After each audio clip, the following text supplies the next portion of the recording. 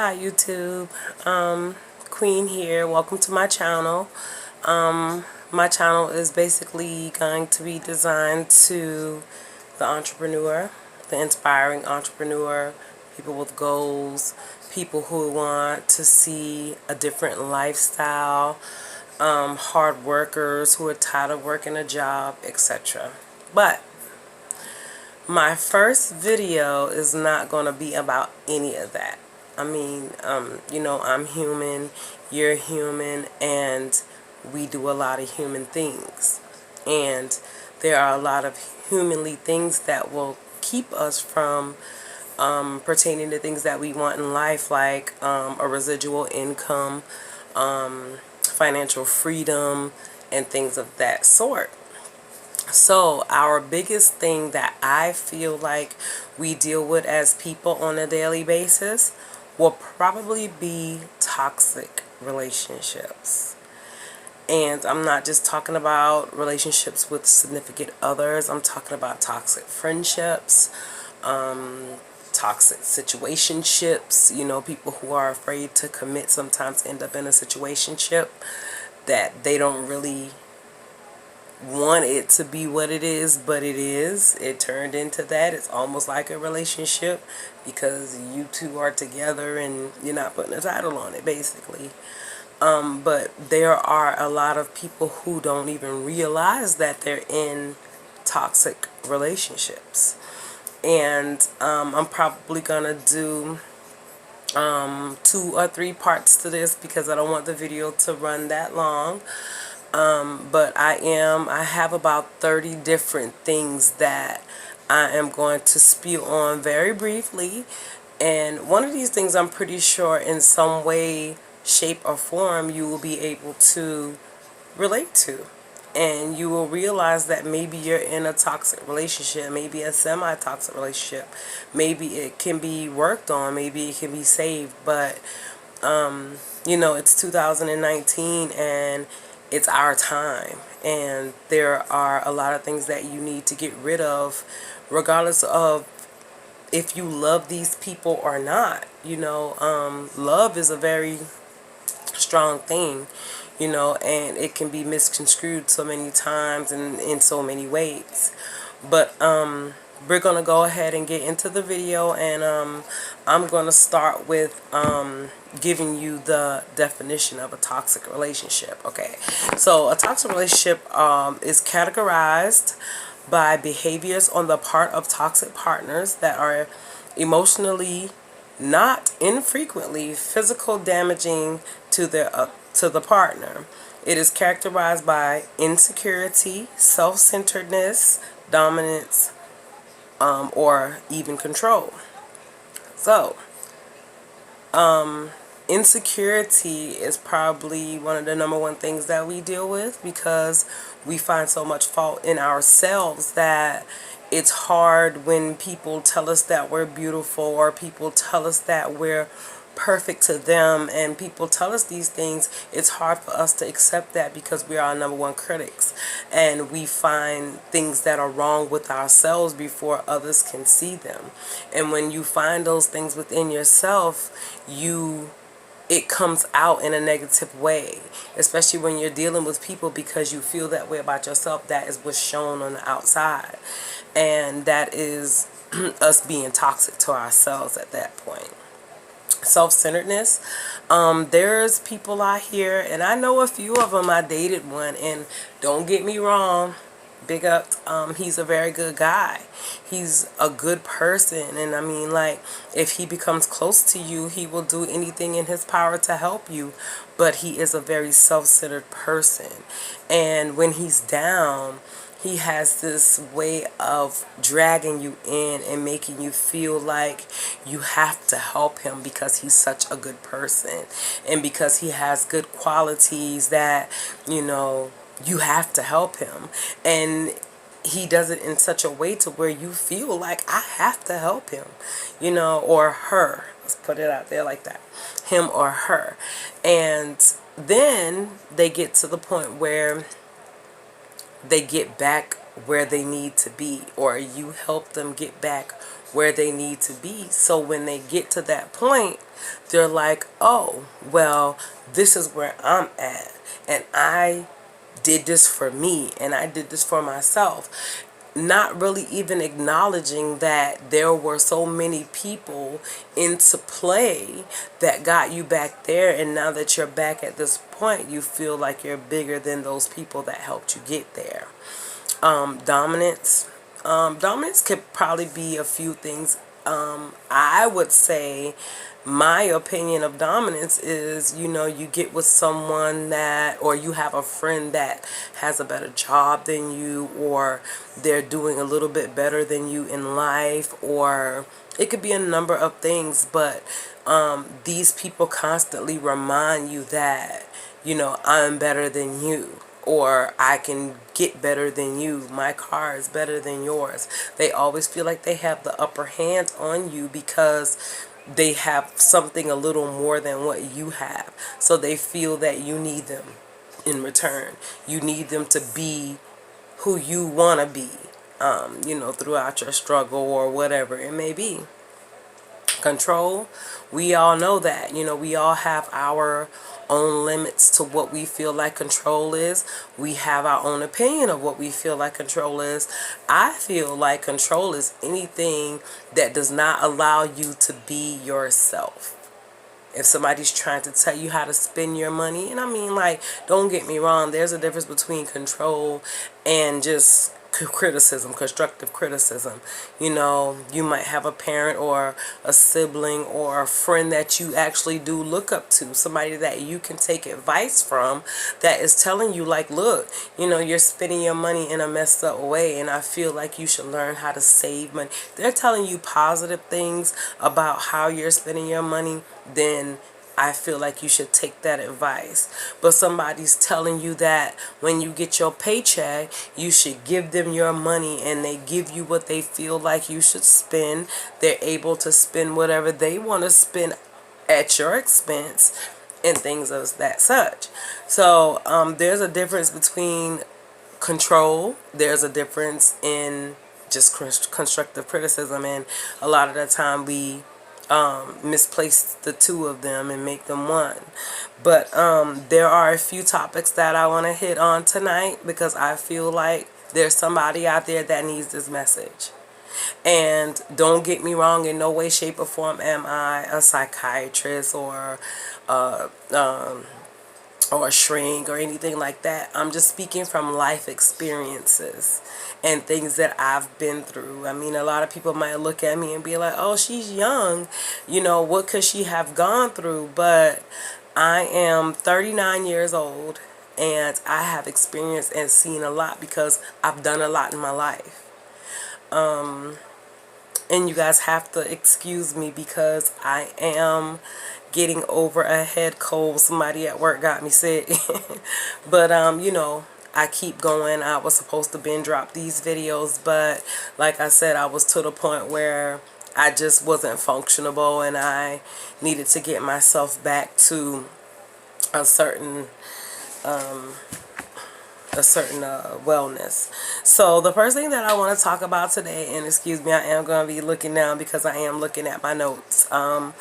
So there are some signs that will help you recognize if you're in a toxic relationship, friendship, situationship, etc. So number one that I'm going to speak on is going to be all take and no give. Now, I have been in this situation before, and it was mostly with my family. And it was because I did not know how to tell my family no, especially my mom and my sister.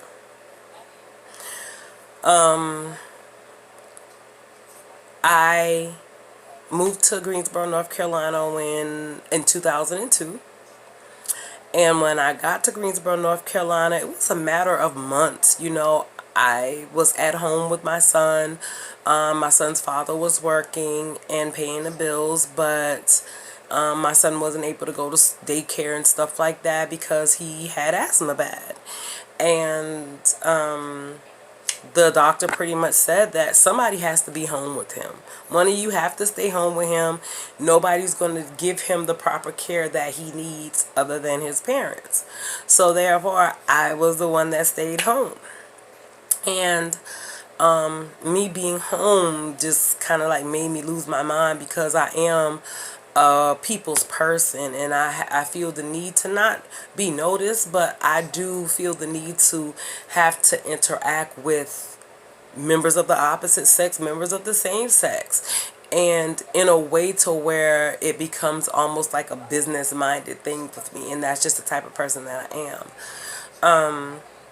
I was home and I was like, okay, well, I have to do something, and I was accumulating money, selling little things here and there. I started out doing incense and stuff like that with just people in my apartment complex, and dipping the incense myself in fragrance oils. And I actually stumbled across a couple that had their own oil business. Big ups to Miss Cynthia and her husband and her children in Greensboro, North Carolina.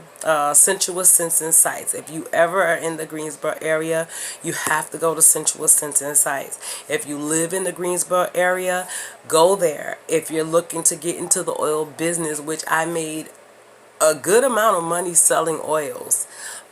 They have a wholesale program that they will get you involved in. It's like $2 per roll-on, and on the average you can sell them for $5. Some people sell them for 7, some people sell them for 10, and their product is that good. But not to get off topic, I felt the need to have to do something, because I'm just not the person that just stays at home and just sits at home and watch soap operas and things of that such. So I got into the oils. I ran into her husband at the flea market. He sold us some oil, and I was like, me and my baby father was like, this is something that we would want to get into. And he was like, yeah, go and see my people. And we got there. It ended up being his wife and children. And that was an awesome experience, because I learned so much about business from them. And I went from there to selling the oils and making a profit, selling the incense, making a profit, and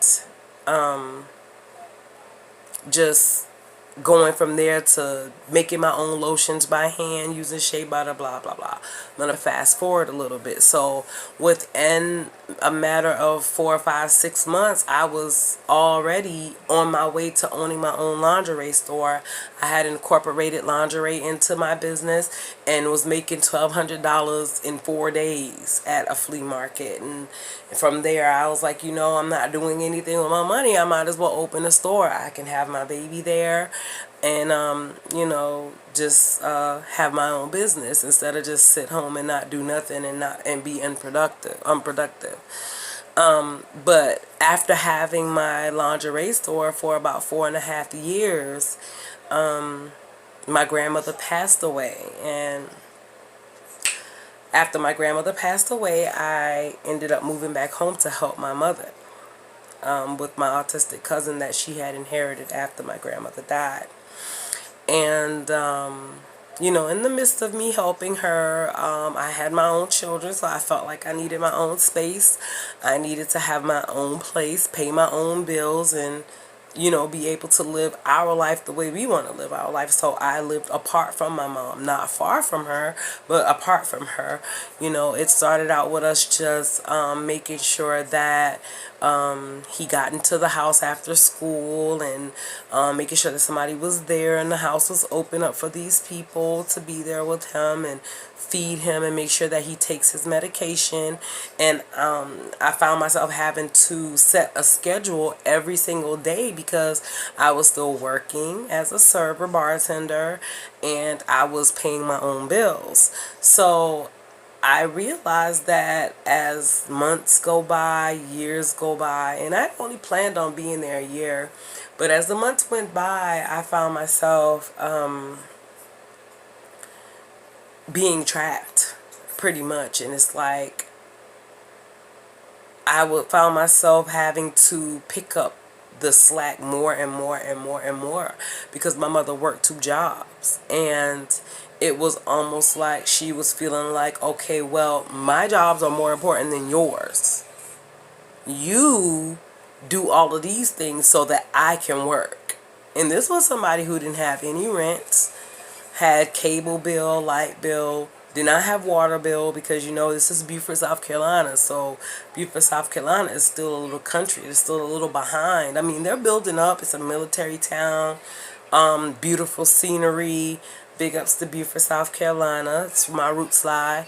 But she was still running off of well water. So any bills that my mother had, it was basically because she accumulated those bills herself, credit card debt, stuff like that. So making $12 an hour on one job, making $12 plus tips on the other job, I can understand why she wanted to work both of those jobs. But don't make me feel like what I'm doing is not important when I have 3 children of my own. And so I started to feel like it was all give, all take it, no give. I started to feel like, you know, she was trying to suck more and more. Oh, you can do this, then you can do more. Do this, do that, do this, do that. And with all due respect to my mother, I'm just not the type of person that is going to feel controlled, because I feel like you have to realize that at some point you're the person that needs help. And that you cannot suck the life out of me when you're asking for my help. And then, basically at the end of the day, I started feeling like I'm giving all of me and I'm getting disrespected. I'm getting told that I'm no help. And, so at a certain point, something has to cut off. You have to let them know, like, I'm here because I want to be, not because I have to be. So just be mindful of people who require things from you. No, first they start off asking these things of you. They ask.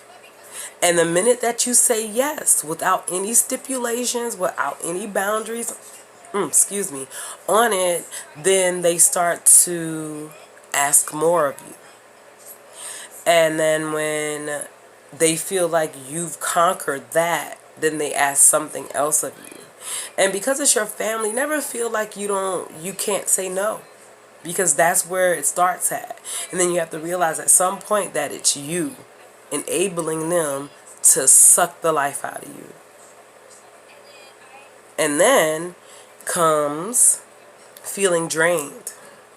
Now that they've sucked the life out of you, and you have to go to work every day to provide for your family and your household, and you are chasing the check basically, because as the server bartender and the type of money that I made in Beaufort, South Carolina, big ups to the military, graduations and all of that, I wasn't able to get public assistance. And after applying and them telling me no a couple of times, I just etched it in my brain like, ain't even no need. I might as well go chase this money and get this money to feed my children.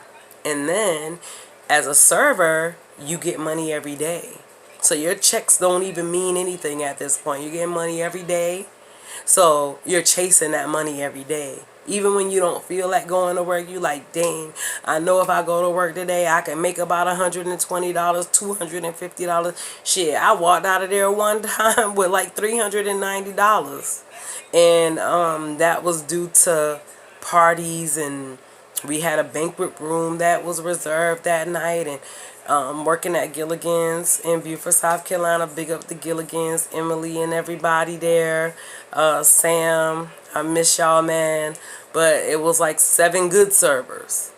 And whether we liked each other or not, it was about teamwork. But at the end of the day, serving in any job can be draining. And then you have things outside of work that put into play of you being drained as well.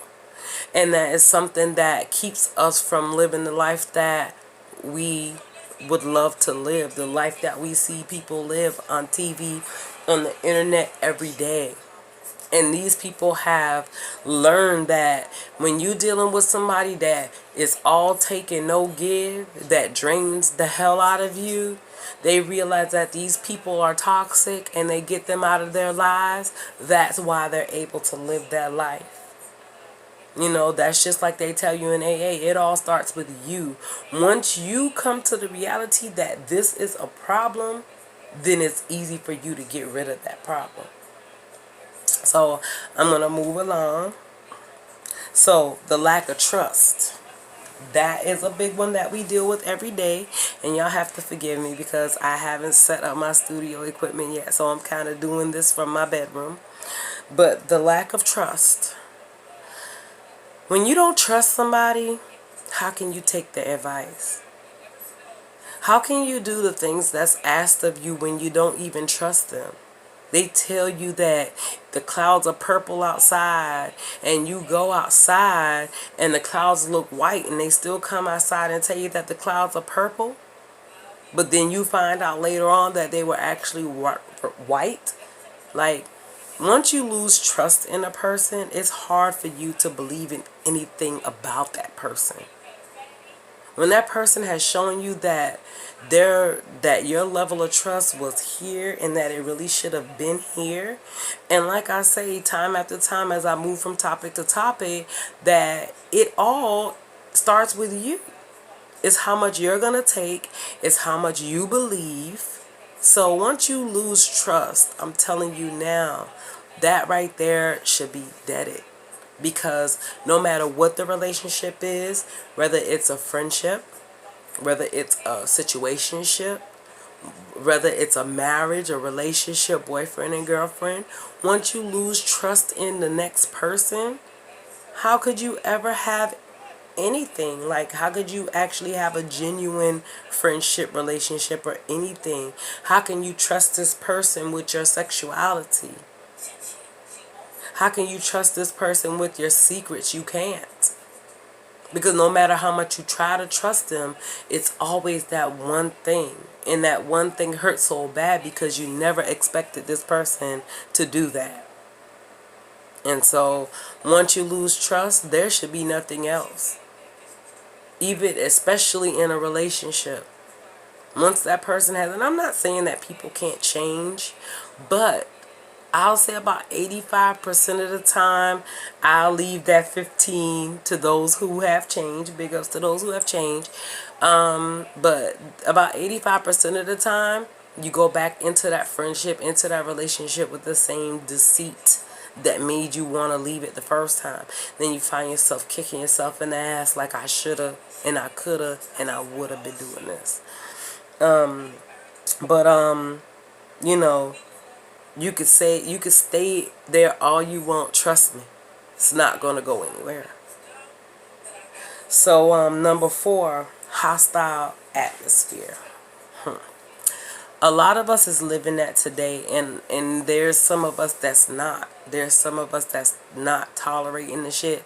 And I'm not gonna say that I've never lived in a hostile atmosphere before, and not to really put my business out there, but I'm not ashamed of anything that I've done in my life because I have lived my life to the fullest. I wasn't really a person that partied and stuff like that, but I was married at one point in time, and after we got married, probably about a month in, he started drinking a lot, and he felt like it was okay to verbally abuse me. And where I took that as if I'm just sitting there like he drunk, whatever, it really wasn't like changing me in any kind of way. It really wasn't taking a toll on me because I've always been the type of person that if you don't have anything in life, then your words don't mean nothing to me, and I didn't have much, but I was going to school to become a cosmetologist. Big ups to TCL in Beaufort County.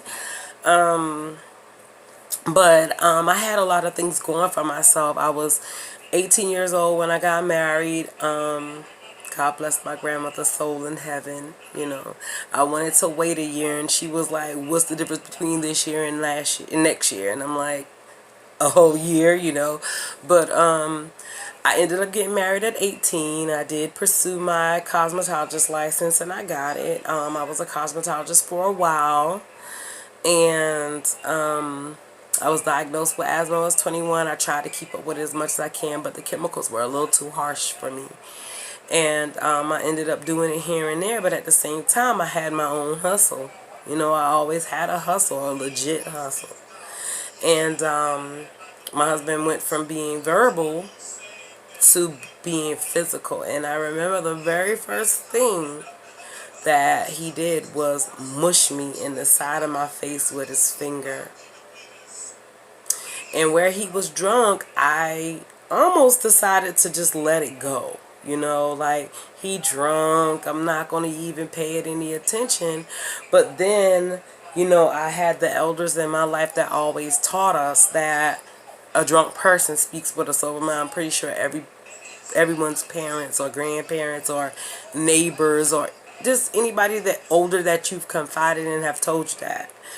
And I remember him mushing me in the side of my head, and I was young and I wasn't taking no shit. Please excuse my language, but I wasn't taking anything, no mess off of nobody back then. Like, I was a live wire. Like, I didn't go looking for trouble, but I didn't back down from it, and that was where a lot of my problems came in at. But he mushed me in the side of my head, and I was like, okay, I'm just gonna let it go. And then I sat back down at the computer, and he was just talking a whole bunch of trash, drunk trash, and I'm like, where is this coming from? You know, and it was only when he was drunk. And I remember saying to myself, like, you know, if he comes at me again, it's probably going to be a problem. And I remember sitting at the computer, and he was talking a whole bunch of trash, and he came to walk up behind me because he felt like I wasn't paying him any attention, wasn't giving him the attention that he wanted. So he went to push my head again, and I got up, and with an open fist, I swung, and like the inside of the palm, the inside of my fist smacked him in the head. And I let him know then and there, like, this is not what we're doing. You know, like, I'm a zero tolerance type of person because I don't put my hands on you. Don't put your hands on me.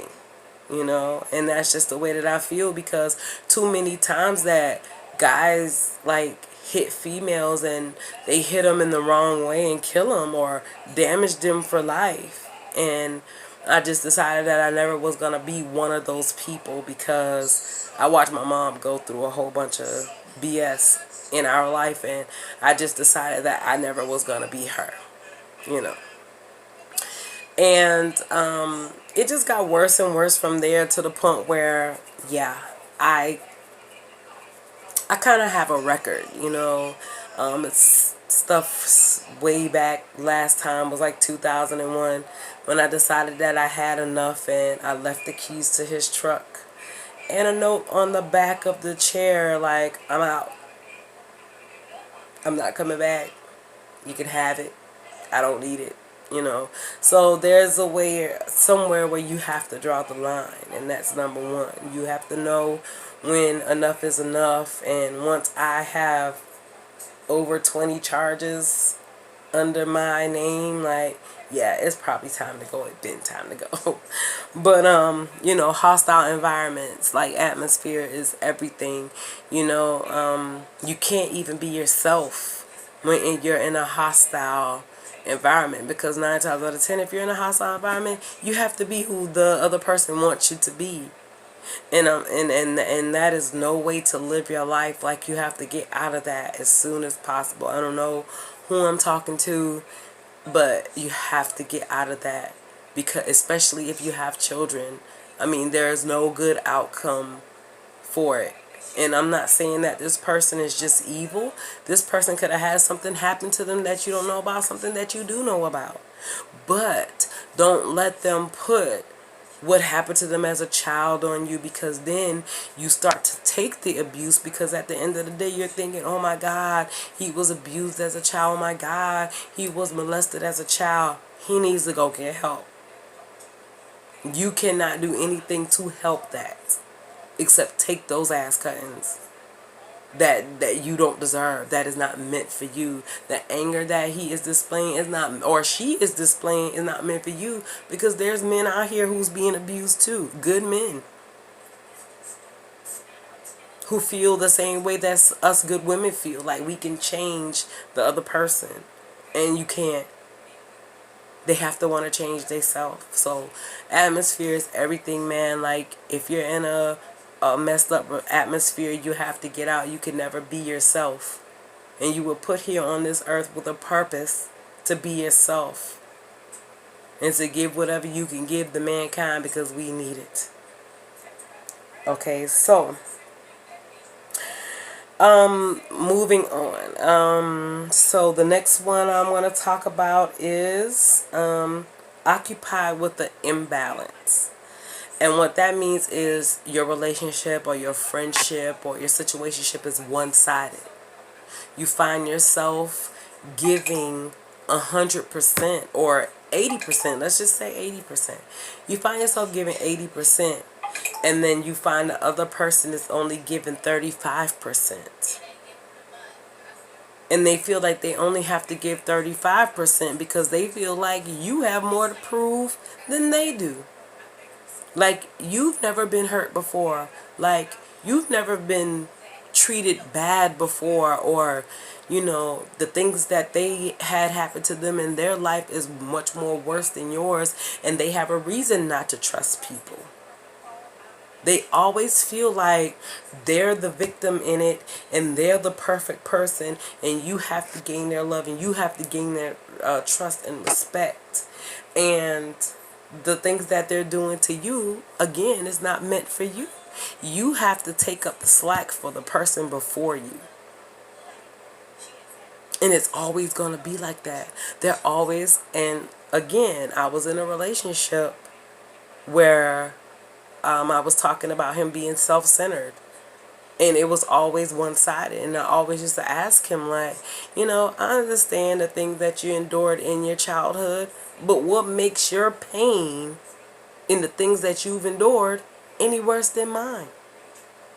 Because I went through some stuff in my childhood, but yet and still I'm the type of person where I'm like, not everybody deserves bad because someone else close to me decided to hurt me. Don't get me wrong, I ain't been always perfect. You know, I didn't know how to forgive back in the day. That's why I have a record. But at the same token, as I got older, I learned how to forgive. And I learned how to take people for who they are. And even though he's a good guy, I don't want to be with him. Because he thinks that he's perfect, and he thinks that his hurt is more than yours, and that you have to go out of your way to prove to him that you could be somebody that he can trust and love and be with and all of that. And even after I proved that from day one, he still always felt like, oh, well, you have something to prove. Like, he didn't feel like he had anything to prove or anything to do in order to keep my love and keep my trust and keep me there. So hence, we're here today. I had to show him that I'm not here because I have to be. I'm here because I want to be. I'm here because I love you. And now to this day, he's still texting and calling and saying, I need you in my life some way, shape, or form. It's going to have to be as a memory. Moving along. Okay, so persistent unreliability. Okay, so mutual, and that just goes back to what I was just saying. Mutual reliability. That person feeling like you have to do more in this relationship than they do. You know, him or her feeling like, well, if in giving you specifics, you know, it's a difference in somebody trying to change your character than trying to break habits. You know, habits are made to be broken. And if you have habits that you know are changeable in order for you to have a decent relationship, and you don't change those things, then you don't deserve a decent relationship. Stop always feeling like that person have to give more than you give. You know what I mean? Like, we've all been hurt. But I never hold on the next person what one person has done to me. It's like being in school. When you're in school, everybody starts out with an A. The teacher will tell you that every semester you start out with a 100. And then it's up to you to keep that 100. Are you turning in your classwork? Are you turning in your homework?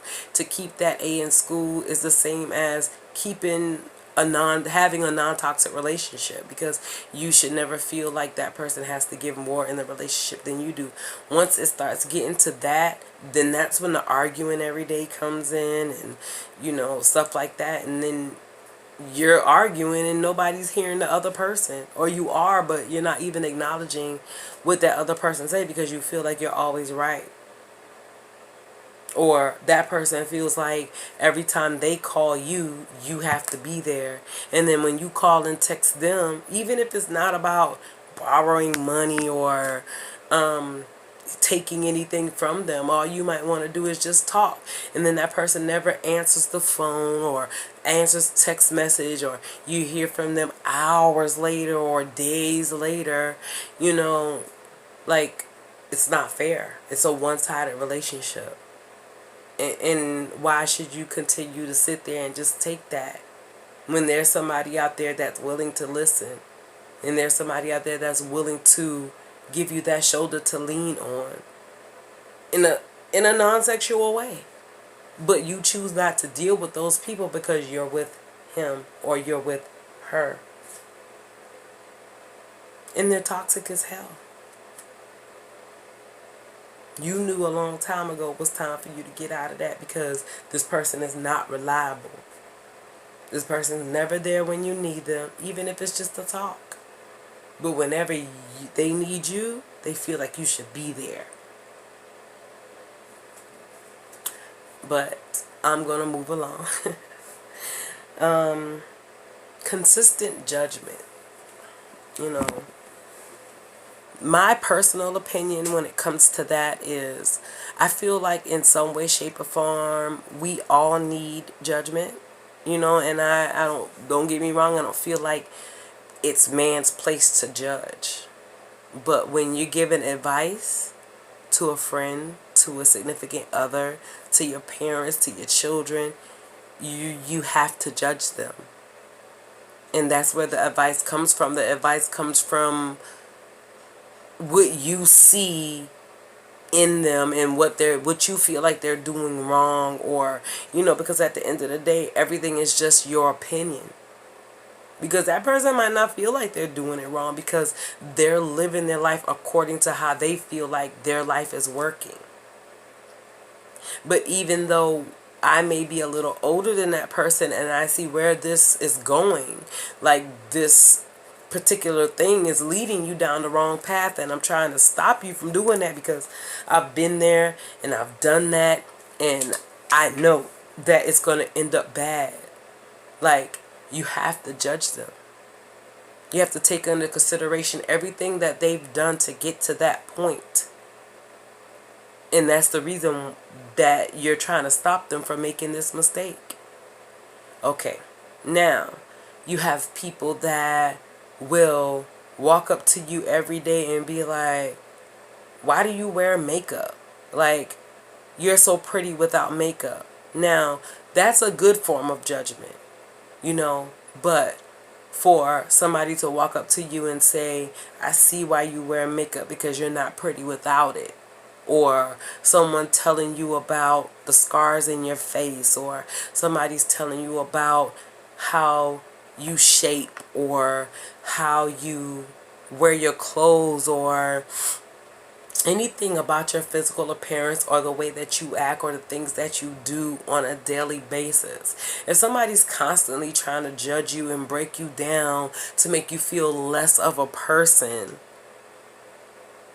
to where you start believing these things, and it breaks your self-esteem down and your self-worth down, to where you can't even love yourself, so that when somebody like me comes along and tell you that you're a beautiful woman, that you're a handsome man, that you're perfect the way that you are, you don't believe me because you're constantly around somebody toxic that's judging you every single day, telling you things so that you feel this way about yourself. Why? Because they don't want other people to see in you what they see in you, because at the end of the day, if those other people see that in you, they're gonna want you because you possess those things. And it's just another form of control, being judgmental, because that man wants you to need him, or that woman wants you to need her, so they break you down and make you feel like nobody else feels this way about you except for them. Nobody else wants you but them. And you have to release yourself from that, because each and every one of us is beautiful in our own little way.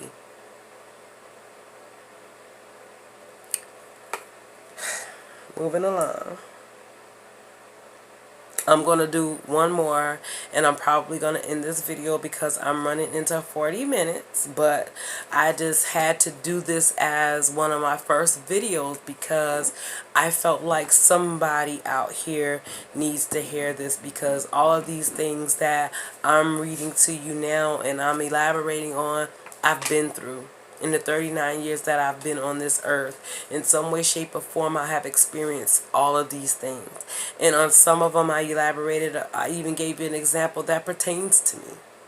You know, because I can't speak on other people. I can only speak on me. So, non-stop narcissism. And people... people who are narcissistic pretty much thinks that the whole relationship, the whole friendship evolves around them. They feel like you will not be the person who you are today if it was not for them. To hell with everybody who had something to do with your childhood. To hell with all your teachers that help you through school and graduate and encourage you to go to college. And those were the people who played a big part in who you are today.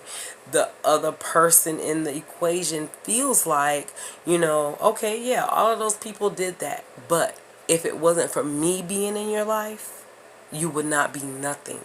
People like you because you hang with me. People like you because I'm your man. And they have a big head and they feel like, oh, well, I have to have a certain appearance around people. I have to be wanted by everybody, regardless of whether they feed into these other people or not, regardless of whether they cheat or are faithful or whatever. They still make you feel like you're beneath them. They feel like they're the most important equation in this whole friendship, in this whole relationship, and that you will be nothing without them. Another form of control, another form of self-centeredness. So when you find yourself being sucked into any of these, the minute that you think about it, it's true. Because we have a way of talking ourselves out of things. We have a way of making ourselves feel like we're overreacting. But you know, they say women's intuition, men have an intuition as well. And I feel like, you know, intuition is just a gut feeling. Anybody has a gut feeling. And I have learned to trust my gut. Because in any relationship, if in any friendship, if in any situationship, you know, if you set boundaries, if you have standards, if you have morals, if you have a line that's drawn to let the other person know that, look, okay, this is as far as I'm going to go with any of this. As long as that's there, they can never say that when you decide that you've had enough and you stepped out of the equation, that you did a bad thing. They cannot say that you were not the person that you were supposed to be. in the friendship, in the situationship, in the relationship, in the marriage. You were the person that you were supposed to be. And make sure that you always live up to that. Don't let people break you down and change you to becoming something that they wanted you to believe that you were in order for you to need them.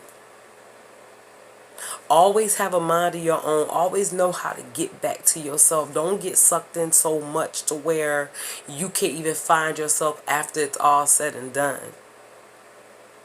Because I got that low one time before and I told myself I would never get there. I have now learned how to accept people for who they are. People always tell you, and it's a saying, it's an old saying, when people show you who they are, you believe them.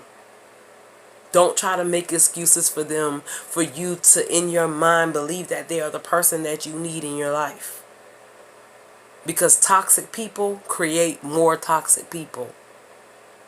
Bitter people will make you bitter and you won't even see it until you're out of that situation and now you're dealing with a new friend or you're dealing with a new partner. You find out that you're bitter.